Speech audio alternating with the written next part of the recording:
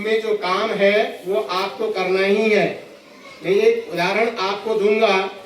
वर्तमान में बच्चों में सहन शक्ति बहुत कम हो गई है, टॉलरेंस बहुत कम है बच्चों में, क्योंकि डांट फटकार स्कूल में भी नहीं पड़ती है। कोर्ट ने तो इसलिए कहा था कि कई बच्चे अनाथ भी होते हैं, कई बच्चे मंदबुद्धि के भी होते हैं, और कई बच्चों के माँ बाप नहीं होते हैं, वो दूसरे अपने रिश्तेदारों के यहाँ रहते हैं, वो दबे हुए रह जाते हैं, घर में भी दबे रहते हैं तो स्कूल में भी उभर नहीं पाते हैं। इन परिस्थितियों को ध्यान में रखते हुए कोर्ट ने कहा कि किसी प्रकार का दंड या डांट फटकार बच्चों के लिए नहीं होगी।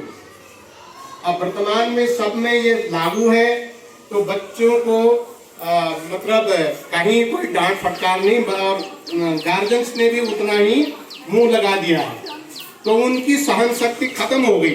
थोड़ा सा कुछ कह दो उनको तो वो नाराज हो जाते हैं, बहुत नाराज हो जाते हैं, इतने नाराज हो जाते हैं कि कुछ और ही कर बैठते हैं। एक छोटा सा उदाहरण दूं टू बी फ्रैंक, कि एक लड़का था, हाई स्कूल में पढ़ता था, घर में कारोबारी माँ बाप थे, इधर उधर छोटा मोटा जॉब करते थे, पिताजी कहीं बाहर थे, माँ भी कहीं छोटा जॉब करती थी। बच्चा अकेला घर में खाना खाने के बाद अपने काम में गई तो कहा करके गई, बेटा खाना खाने के बाद जो है ये अपने खाए हुए बर्तन थोड़ा साफ कर देना, और जूठा अच्छा सा नहीं लगता है। बच्चा उसी में मतलब कितने तुनक मिजाज हो गए बच्चा इसी में मतलब अंदर से काफी नाराज हो गया, और माँ को जाते जाते उसने कहा आज के बाद नहीं करूँ, केवल एक ही सेंटेंस का। माँ काम पर चली गई अपने, और बच्चे ने वो बर्तन तो माजे अपने जूठे बर्तन, और अपना फंदे पर लटक गए। इतनी छोटी सी बातों में बच्चे नाराज हो जाते। तो ये कारण ये है ना, नहीं आपको समझना चाहिए कहाँ ये ऐसी मानसिकता क्या है, ये कहाँ गया आपका मनोबल। कहीं डांट फटकार आपको नहीं मतलब हो रही है तो आप जो है इतने स्वच्छंद हो गए क्या? आपने भी तो बड़ा होना है, आपके भी तो बच्चे होने हैं, आप उनको क्या कहेंगे? तो आपकी टॉलरेंस पावर भी होना चाहिए।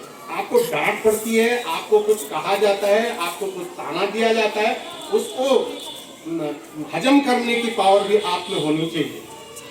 वही है असली बीज। तो मैं ये भी संदेश देना चाहूंगा माननीय न्यायपालिका की ओर से कि इस तरह के कदम आप कभी न उठाएं, मतलब कमजोर मानसिकता का परिचय बिल्कुल भी न दें। बहुत बहुत धन्यवाद, आपने बड़े ध्यान से सुना। प्रिंसिपल सर और स्टाफ का एक बार फिर से आभार व्यक्त करता हूँ।